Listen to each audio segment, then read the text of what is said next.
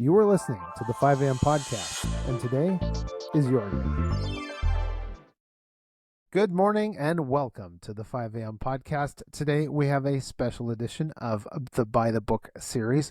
We are honored to have with us once again Dr. Bob Thiel, a distinguished religious scholar and author.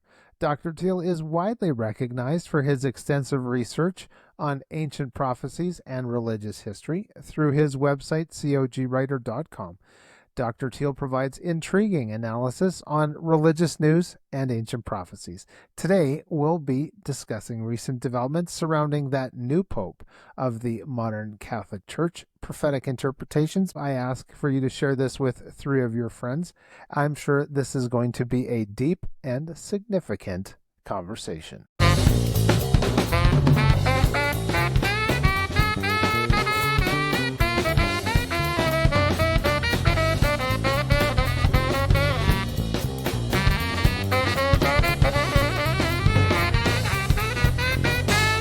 Dr. Thiel, welcome back to the 5 a.m. podcast. It's great to have you here again. Thanks again for having me, Michael. Oh, yeah, this is going to be good. Before we get into the new Pope and Catholic prophecies, I wanted to ask you, human free will. How much power does a human have to chart their own course or maybe deviate from things that have been prophesied, or even perhaps someone that follows astrology and they can't deviate and this is their life because they were born under this sign? Is there enough power in human free will to change times and seasons? Well, I don't think we can change biblical prophecies, but certainly our life, and in terms of even biblical prophecies, in the book of Daniel, we was talking to Nebuchadnezzar, and he said to Nebuchadnezzar, look, change, repent, basically, and maybe God will delay things. So from that perspective, I would say yes. Okay. And we do have the free will to decide if we're going to sin, obey God, and things along those lines. But the basic picture is going to come to pass. Now, when I pick up this book, Yes. in the end, it says the Christians win. Yes. Okay? So nothing anybody does is going to change that, but That's you right. can certainly change your own outcome and a lot of other people probably. Right. Now, was it King Hezekiah that he was ill in bed and he was told to take a bundle of arrows and smack them on the ground so that he would have extra years? Okay. I'm totally calling an audible. Sickness and the arrows, a little bit different, but basically, prophets told him strike the ground with arrows, and that was he only did it 3 times. So God says this means you're only going to win 3 times. Oh, that's right. Yeah. The other one you're talking about, he was supposed to put poultice of, I believe, figs on himself, or or something along that in order to heal. Right. Okay. So I was getting things a little mixed up. I was Michael-fying things, which happens. But as a young boy, I heard that, and I thought, if that ever happens to me, I am like banging the ground with that bundle of arrows until the cows come home. And I don't live on a farm, so I'll just until my arm falls asleep. But back to the task at hand, I've got to ask you, and I thank you for letting me take that rabbit trail, because I needed to get your sage advice on that. But you had an article about the Catholic writers distancing themselves from Malachi's prophecy, and you suggest there's actually been a shift in how Catholic scholars now view this prophecy. Why do you think the Catholic establishment is now downplaying what was once widely discussed prophecy? Basically, because they don't like what it says about number 112. Okay. And that's the guy called Peter the Roman. But yeah, I've actually looked at old Roman Catholic writings where it said, look, there's only going to be so many more popes because of the Malachi prophecy list. For your listeners, we've issued a little bit of background. In the 1100s, Irish bishop by the name of Malachi visited the Vatican. So when he got to Rome, he claimed to have a vision. And it was a vision of supposedly the remaining popes. And so he wrote something down, pretty short, in Latin, about all these people. Now, what's interesting is, even though he wrote it in the 12th century, people didn't see it until the 16th century because supposedly it was hidden. According to the story, he actually showed the Pope who was Pope at the time the list, but then that guy just filed it. Others claimed, oh, it's a fraud because when it came out in the 16th century, it was so perfect that it couldn't have possibly been right.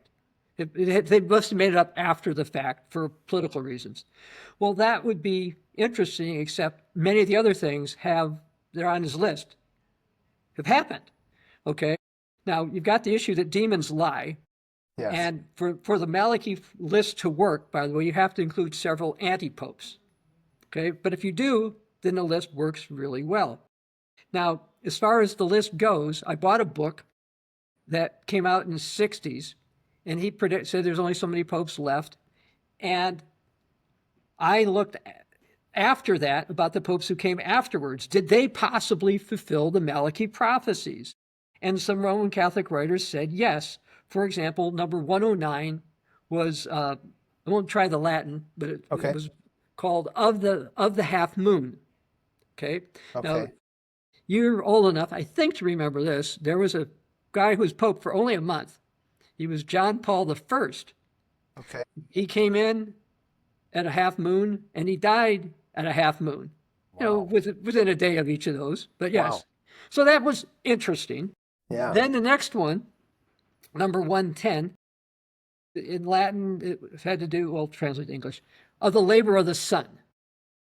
And it turns out Pope John Paul II was born on the day of a solar eclipse and was either died or buried on a day of a solar eclipse. Wow. Okay. So that fit.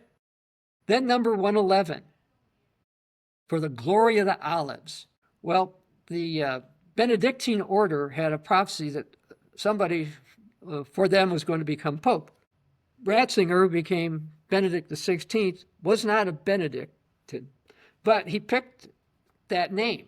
Okay. And they're known as the Olivetans. So the glory of the olives, he picked it. Okay, it seems a little bit of a stretch, but yes. Okay. Then you've got number 112. Now, before I mention 112, I'll mention two things. Okay. One, the book I bought in the 60s said there can be more popes between 111 and 112. So don't think there couldn't be anybody else. And number two, the Catholic Encyclopedia over a century ago said the same thing. There could be more between 111 and 112. Okay, so that is what they were saying before.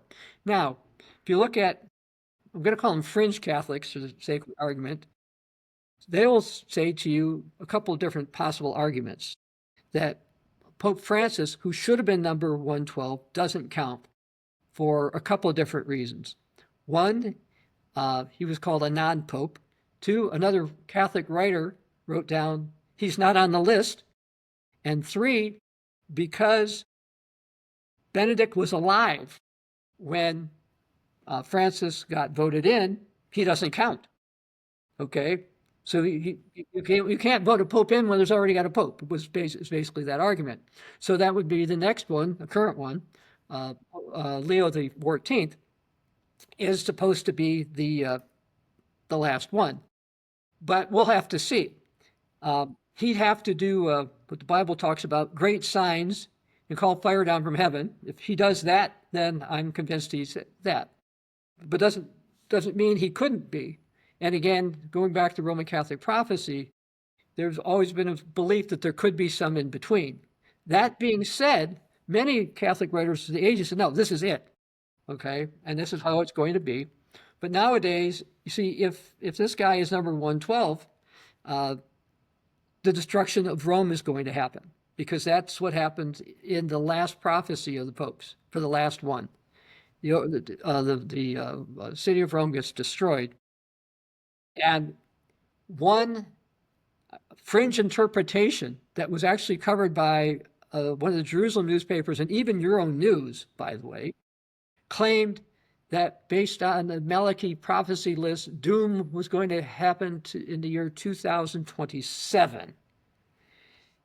And now I've read the Malachi prophecy list. Okay. My Latin is not that great, but I actually did take Latin in high school.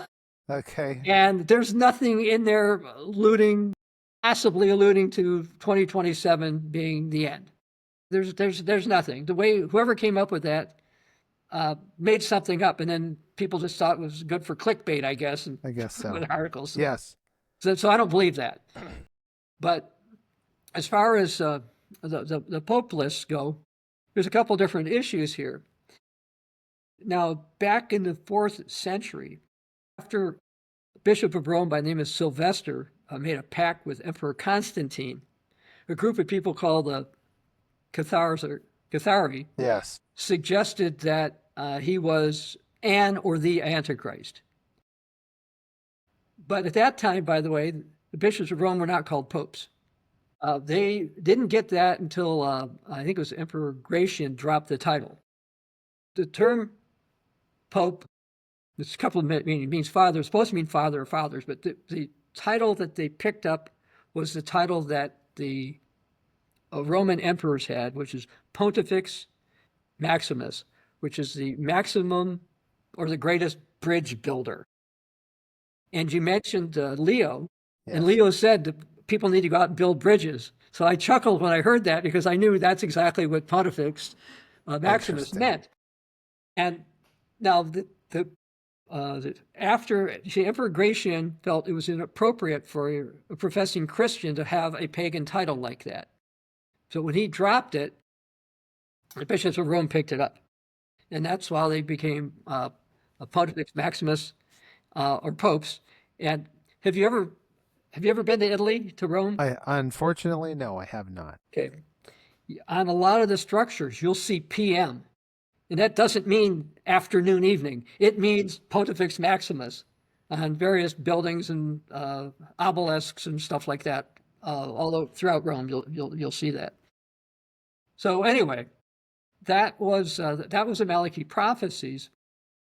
And as far as popes go and the Antichrist and all that kind of stuff, what I'd like to do is just to briefly mention something.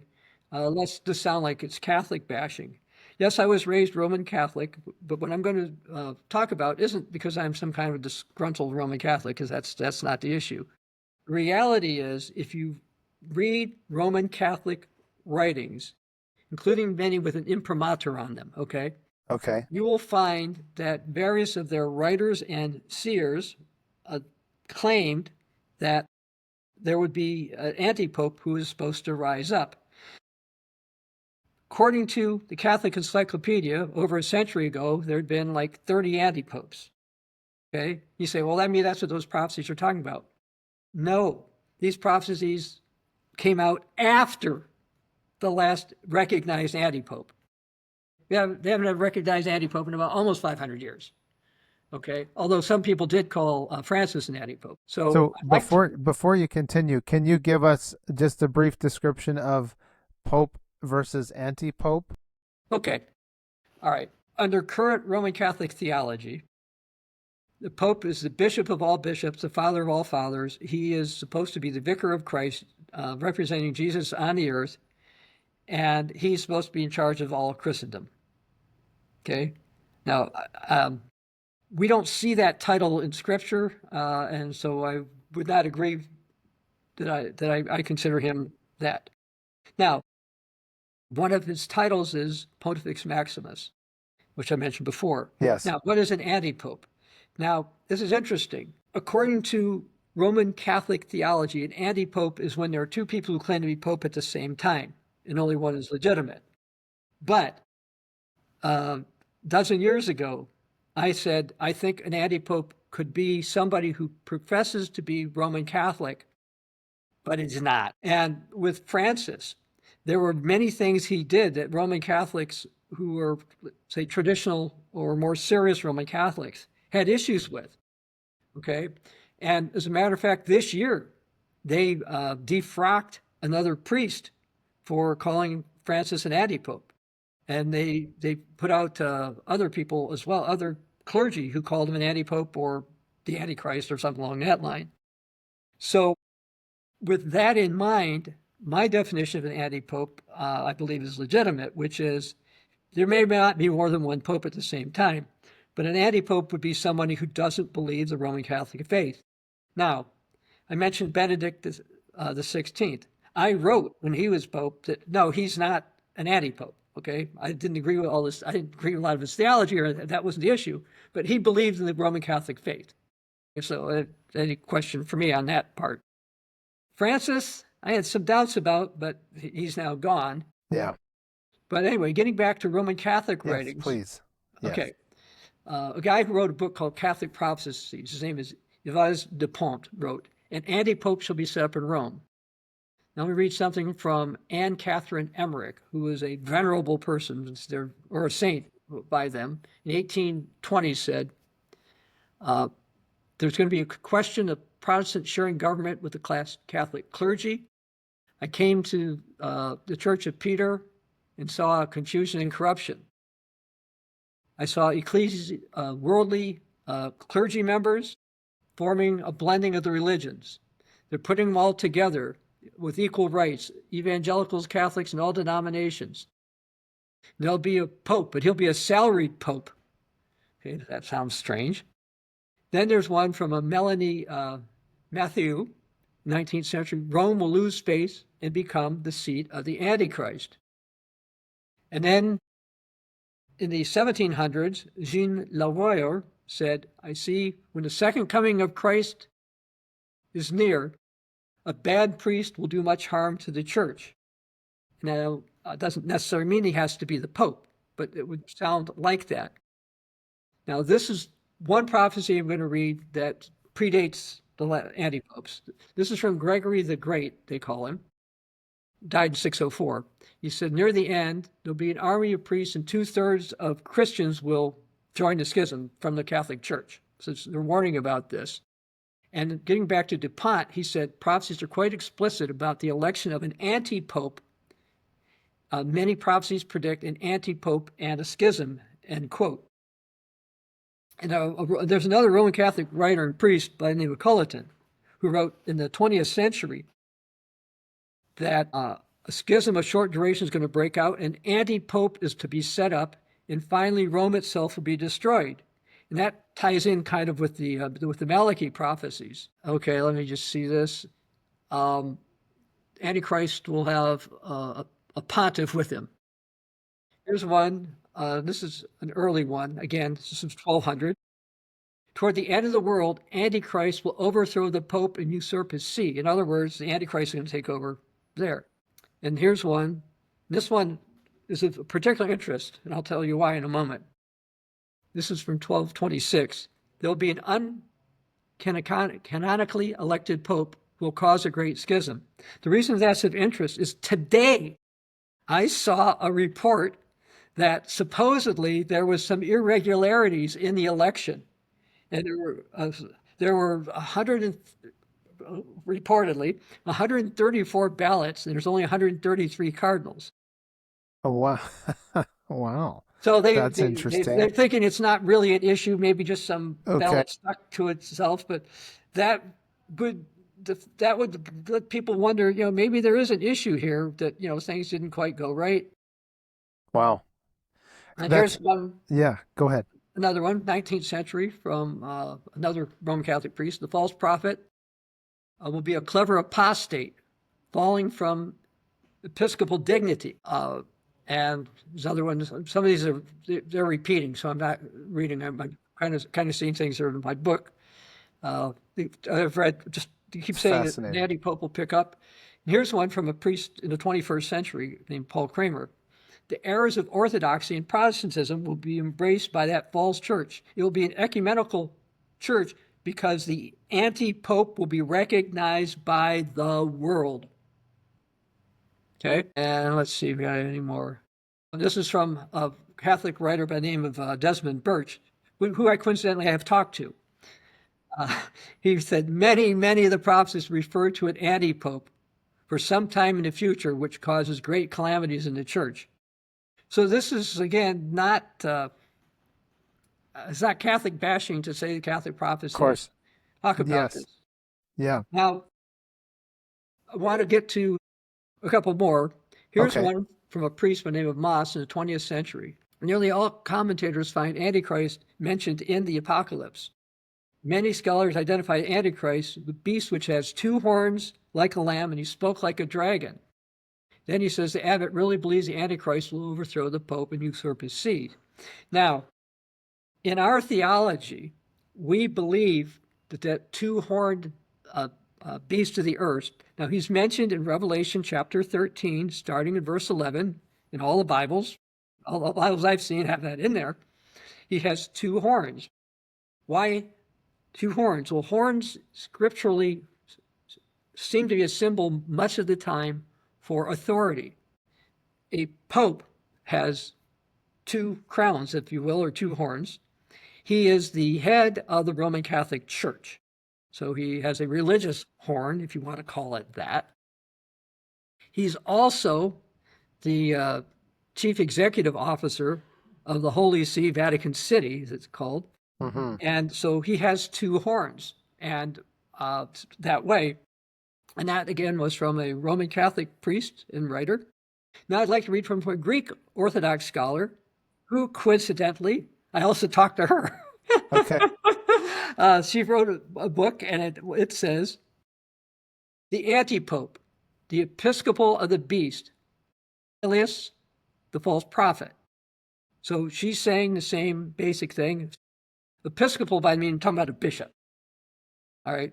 And so that's what she wrote. And then there was a Roman Catholic saint by the name of Hildegard.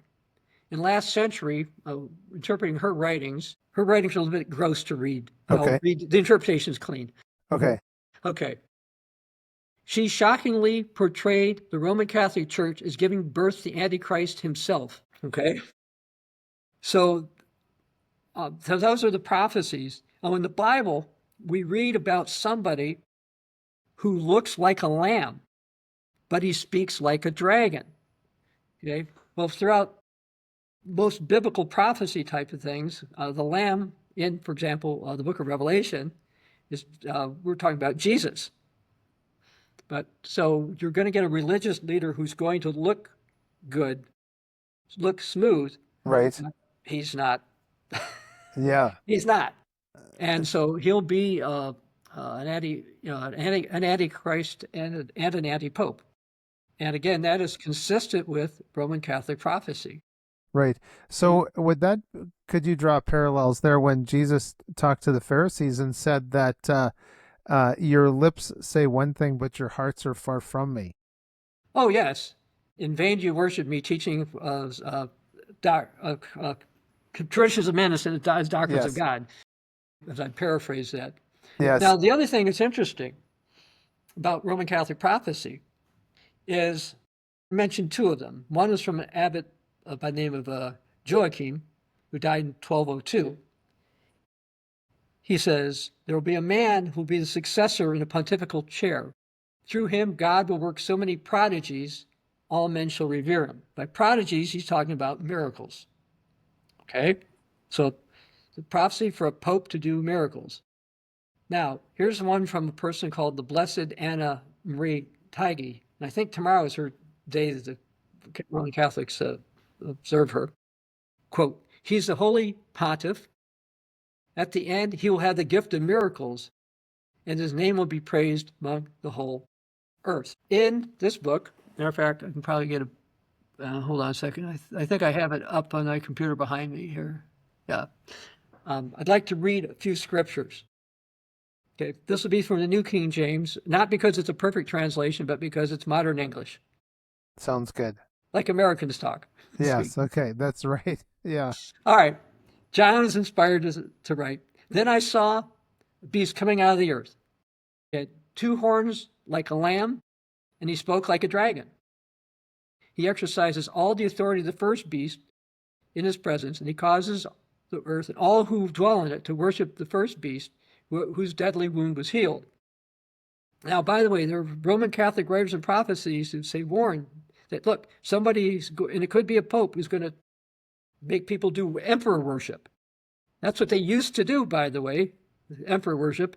And that's what the prophecy says here in the book of Revelation. So Roman Catholic scholars who say that that's what this guy is going to do, I agree that that's what he's going to do.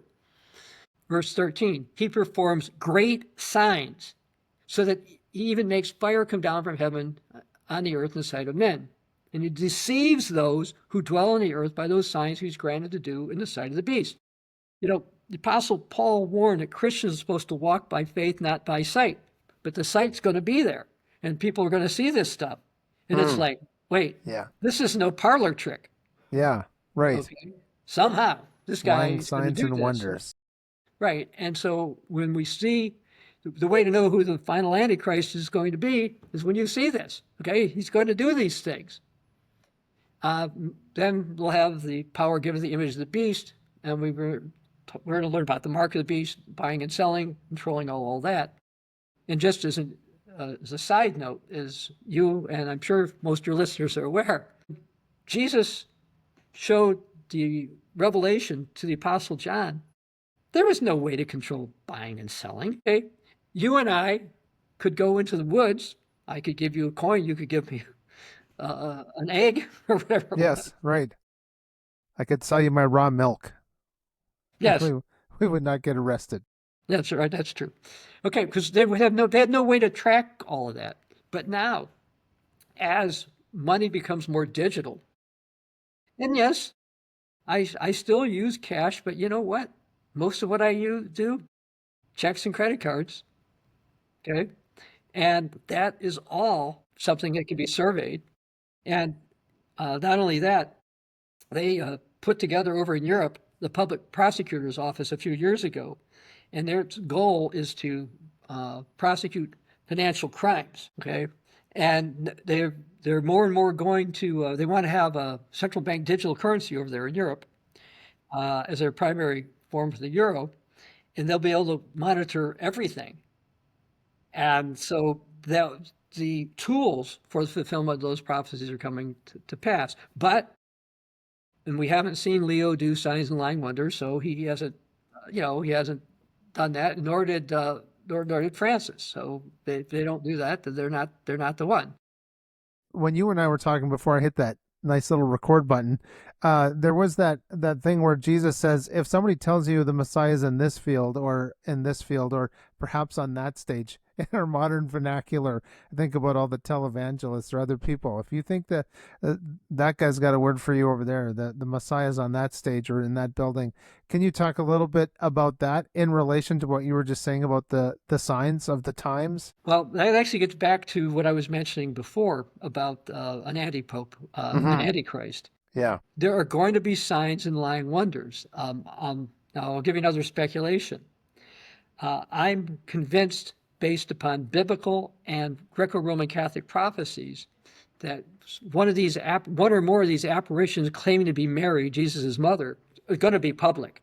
Okay, not like 3 little kids in Portugal saw in 1917, or not like some woman in the Netherlands claimed to see this. I mean, possibly really public, and people are going to fall for that. And we warned in 2 Thessalonians that this is going to happen because people do not have the love of the truth. Now, what's the truth? Jesus said, "Sanctify them by your word, because your word is truth." John 17:17, I think. So people who are not close enough to God and understanding the word of God are going to fall for all kinds of claims. And I've been amazed on certain things I've heard. Again, you mentioned the guy who claiming to be the Mahdi. Some people don't believe that. Right. And when Jesus comes, by the way, Scripture's pretty clear. A lot of people will not recognize him. Yeah. And that's a whole other issue. Yes, it sure is. Yeah. It's fascinating to understand what the word says and how it speaks. And unfortunately, I got to wrap up our conversation. I just have had such a great time chatting with you, and I still have questions. So we're going to have round 3. Well, that would be fine with me. It's been great.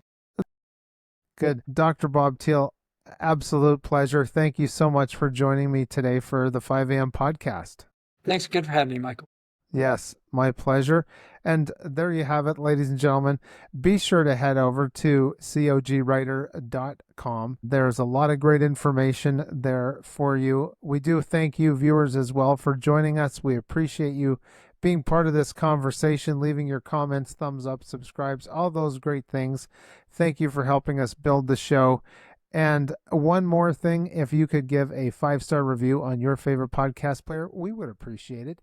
Thank you very much. And thanks to those who ventured over to buymeacoffee.com/5am podcast and bought us a few virtual cups of coffee. We do appreciate that. So until next time, ladies and gentlemen, please seize your day and enjoy those sunrises and sunsets. I'm Michael Klassen.